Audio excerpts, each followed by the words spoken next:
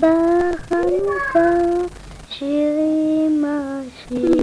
may be the end of an Israeli tradition, the third generation of children born on an old-style kibbutz, and the last in all of Israel to grow up in the old kibbutz way, living and sleeping separately from their parents. But now even these last old-style kibbutz children and the question of where they go to bed at night have become the focus of a painful dilemma. I believe that if the children will sleep at home, it will change the system, it will go too far. I want my baby in my home.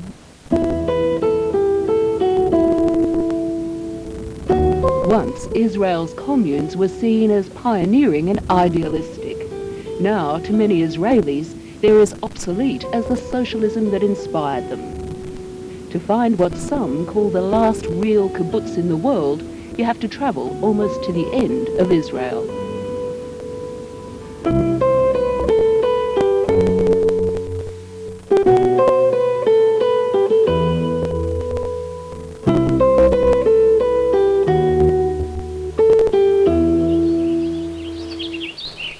It's called Kibbutz Bara'am, and in some ways it's a piece of history. While other communes have changed, Bara'am is hanging on to old kibbutz ideals like communalism and old kibbutz traditions like security. Hadass Zohar was born on Bara'am. She left briefly to study but came back to live and raise a family. For her, kibbutz life isn't about idealism. It's simply practical, and she likes it. It gives me strength. I feel it gives me, in a way, a meaning for life. The very usual things in life, like going on shopping, preparing food, laundry, and things like that, are made for you. You don't have to do all the hassle. And then you can say your mind is free for other things, like work, like taking care of my children, like being a member of the community, an active member in the community.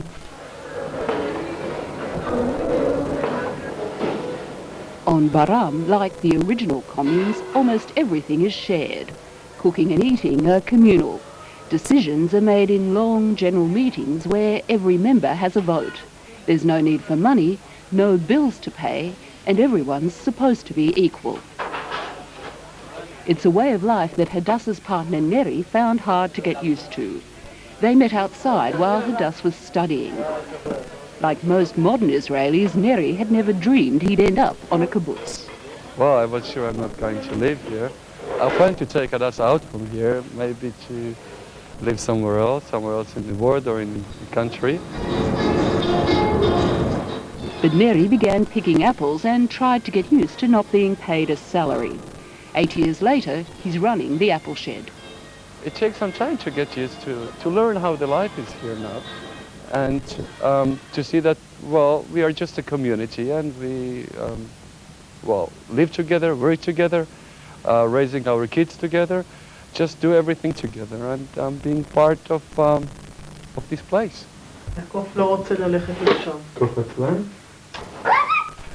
These days, kibbutz members get a yearly cash allowance. Hadass and Neri could easily earn more outside, but both say they like living with other people. Like all kibbutz children in the old days, Hadass grew up in a children's dormitory, from when she was a few months old till the time she turned 18. Children I grew up with are my best friends. As a child, it was really great because you live with other children, you have your own life, you learn to be very independent because you don't grow up with your parents all the time. It's the way Hadass and Neri would like to bring up their 18-month-old daughter, Noah, taking her every night like they do now to the children's house. But it's a ritual neither believe they'll be doing for long. Over the past 10 years, nearly every kibbutz in Israel has closed down its children's house. Every kibbutz, that is, except Bara'am.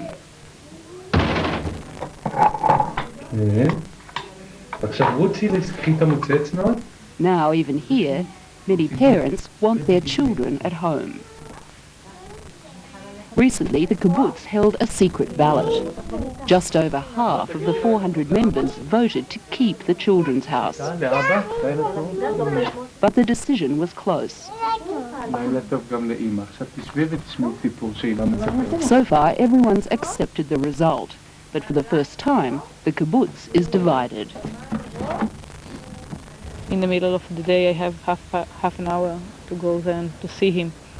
But it's not the same when you see how he's wake in the morning, and it's not enough time for me.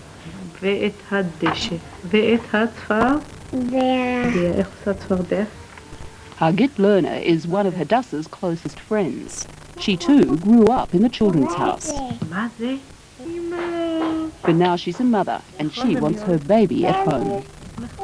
When he was small, he was younger, it was very difficult to me because he was sick many days, and many nights they called us to the dormitory at 2 o'clock in the night, but to know that he's crying and he wants his mother, and every day there's another woman that's taking care of him.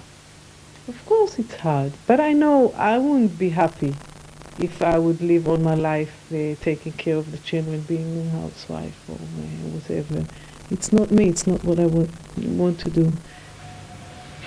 Unlike most women on the kibbutz who work in the kitchen or the apple shed, Hadass is a trained engineer, running Bara'am's high-tech plastics factory. She admits her career has a lot to do with her views about the children's house. Okay, like everyone else, I'm a whole person. I'm a mother, and I'm a working woman, and I am a member of this community. For me, these systems give me the opportunity to keep the right balance. But for many old-time kibbutzniks, the debate over where children sleep is a symptom of a wider problem. Every few weeks, Hadass takes a turn on the factory floor, a night shift. Tonight, she's working with her father, Yaakov. One of Bara'am's founders, he came here in 1949, in the days of nation building and idealism. We came here to create something new, some new system, new place, and to settle in Israel in a deserted place. We knew that we are going to live in a system that is different from all the world and mainly from our families. And we knew that we are going to a very rough place. Bar'am is a very rough place. I can tell you, when we started and we didn't have water, land, clothing, and it's rough weather here. It was supposed to be a very important thing to do for the state, for your people, for your future. It was so highly regarded as a pioneering, great enterprise. In Bara'am's first year, Yaakov met and married Hadassah's mother, Eliza. All over the country, teenagers like them were setting up communities and laying claim to the new state of Israel. They had little, shared everything, and were prepared to make sacrifices. It was the second year of Israel as an independent state. Being a kibbutznik was such an honor. I mean, when my mother told everyone that her daughter went to a kibbutz in the Galil on the Lebanese border, she was so proud.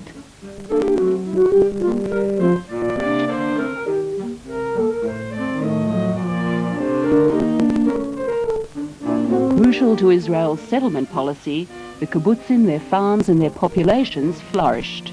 As the country industrialized, so did they.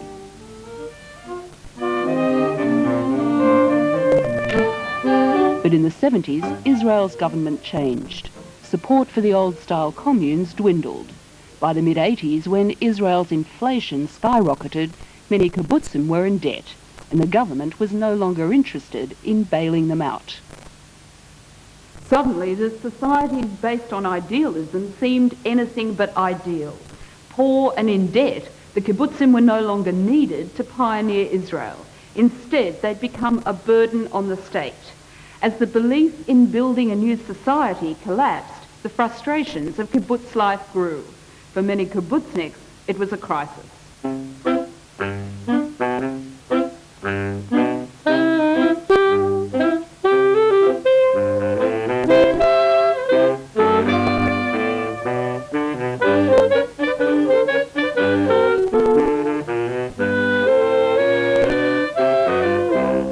To many on Israel's communes, the loss of government support was shattering. Kibbutzniks, no longer heroes, were now seen as failures. Their hard work and sacrifices began to look pointless. Many wanted a more comfortable life. Economic survival became a priority. When you are doing something very important, you are more ready to give up some of other things. If you know everyone regards you as the elite, it was not anymore. And the political part of it is an expression of a very deep process of changing in the society as a whole.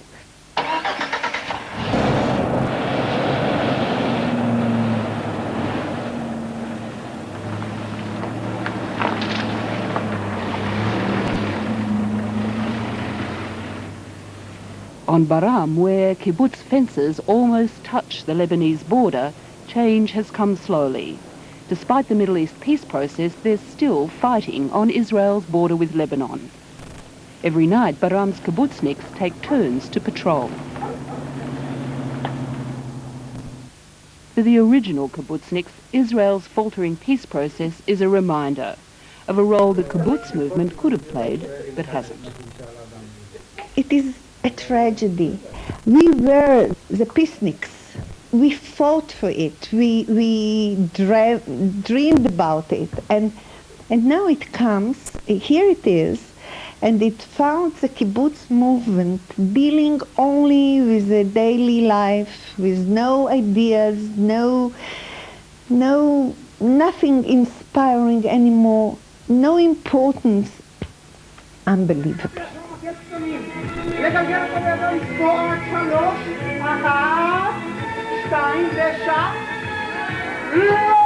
On Bara'am, there's still some of the old kibbutz magic, some of the old idealism. But Israel's changed, and so have its communes. Most here believe that the children will eventually live with their parents. Then, if families cook and eat at home, how will Bara'am be different from any other Israeli suburb? The idealists say the answers change, for kibbutzniks to find a new sense of purpose, a new identity. The system is an open democracy, an open and direct democracy. It's a rough system to live in because you are not sure in anything, because one day you decide and next day you can change it, or the majority can change it. It's a real difficult way of life. Bara'am has been successful, financially and as a community. Young people are still keen to come here as volunteers. But fewer and fewer of the single and the ambitious see the kibbutz as a future. I don't think it's an opportunity for the single person. It's like it's just working for everybody. And if I do something good just for me, it doesn't show anything. Now, even for Bara'am's believers like Eliza, it may be the end. If the children's house goes, she might go too. Well, I will tell you the truth. This last process of voting,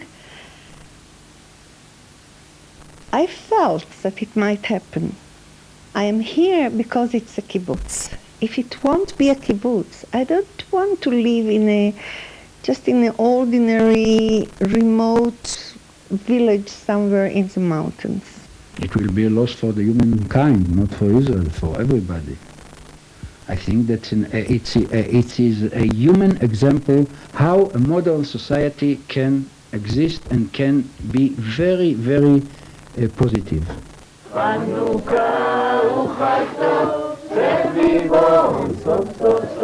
The kibbutz may have been a real social experiment, or just a new way of settling Israel.